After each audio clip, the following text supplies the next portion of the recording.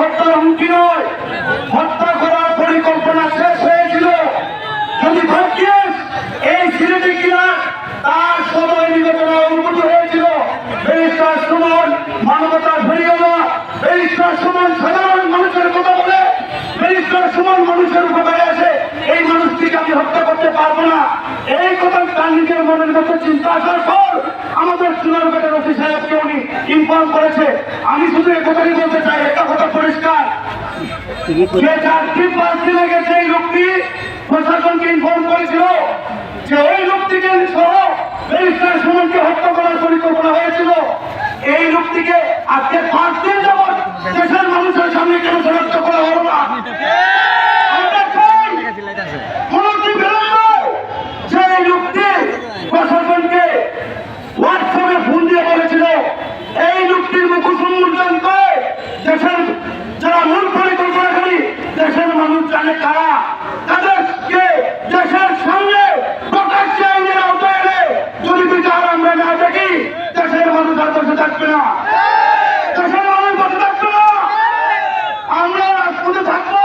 আমি প্রশাসনকে উদ্দেশ্য করে বলতে চাই, অনতি বিলম্বে এই খিলাফের মুখোশ উন্মোচন করে জনগণের সামনে প্রকাশ করুন, নয়তো চুনারঘাট যাদবপুরের মানুষ রাস্তায় নেমে আন্দোলন করবে।